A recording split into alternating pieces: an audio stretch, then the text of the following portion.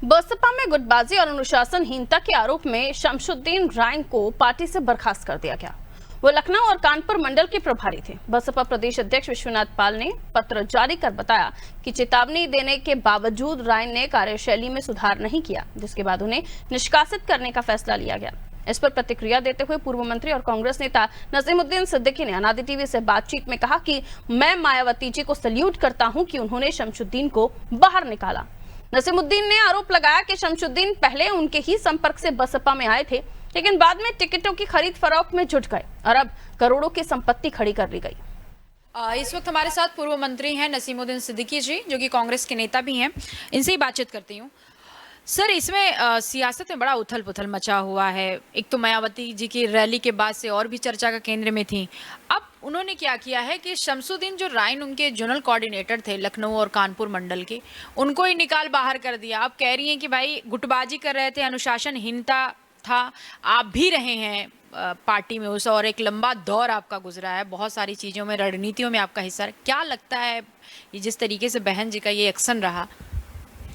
देखिए, आपने कहा सियासत में उथल पुथल,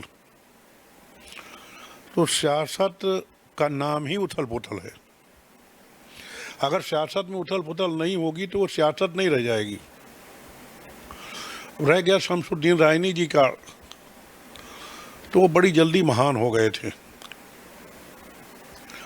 मेरे ही बढ़ाए हुए व्यक्ति हैं और ऐसे महान हो गए थे कि उन्होंने किसी भी बसपाई को नहीं छोड़ा लूटने से। न कभी विधायक रहे, न कभी सांसद रहे, मंत्री बनने का सवाल ही नहीं। यहाँ तक कि ग्राम प्रधान और नगर पालिका का मेंबर भी नहीं थे। ये बुंदेलखंड के झांसी के रहने वाले हैं। ये सब्जी का काम करते थे और बड़ी जल्दी उन्होंने झांसी में होटल बनवा लिया। फिर गाज़ियाबाद या पश्चिम उत्तर प्रदेश, मुझे याद नहीं है, बहुत पुरानी बात हो गई, वहाँ मकान बनवा लिया, एक मटर की फैक्ट्री डाल दी, कई प्रॉपर्टियाँ बड़ी जल्दी हो गए, इकट्ठी हो गई। अब कौन सी इनकम थी, कौन सी ऐसी वो थी कि जो आदमी सब्जी बेचते बेचते आज 1000 करोड़ के ऊपर हो गया। ये सारी चीज़ें जो आपने बताई कि इतने से इतने तक पहुंच गए, जीरो पे थे, उन्होंने पैसे के मामले में कुबेर बन गए समझिए। लेकिन ये सब कुछ तो मायावती जी की भी जानकारी में होगा ना कि टिकटों का खरीद फरोख्त कैसे चल रहा है। ये सब कुछ जो कर लिया इन्होंने, होटल और सब, बहुत बड़ा कारोबार बढ़ गया। तो ये सब जानकारी में उनके रहने के बाद भी एक्शन नहीं लेना।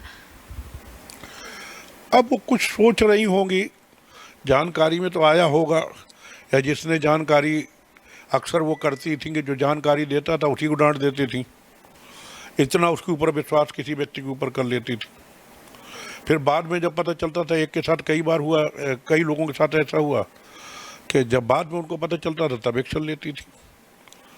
उन्होंने बड़ों की भी कभी कभी नहीं मानी, सही बात, लेकिन कभी ना कभी आदमी की सच्चाई बाहर आती है।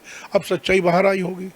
मैं बहन कुमारी मायावती जी को, शमशुद्दीन रायनी को बाहर निकालने पे सैल्यूट करता हूँ। ये थे नसीमुद्दीन सिद्दीकी जी। इनका साफ तौर पे कहना है कि बहन कुमार मायावती ने जो भी एक्शन लिया वो बिल्कुल सही लिया और मैं सैल्यूट करता हूँ, क्योंकि जिस तरीके से उन्होंने बसपा में अपने पैर को जमाया और जिस तरीके से इस कोशिशों में लगे थे कि वो नसीमुद्दीन सिद्दीकी बन जाएंगे, कहीं ना कहीं वो अरमान पूरा नहीं हुआ और जहाँ थे उससे भी नीचे गिर चुके हैं। कैमरा निशान के साथ मैं जया सिंह, अनादि टीवी, लखनऊ।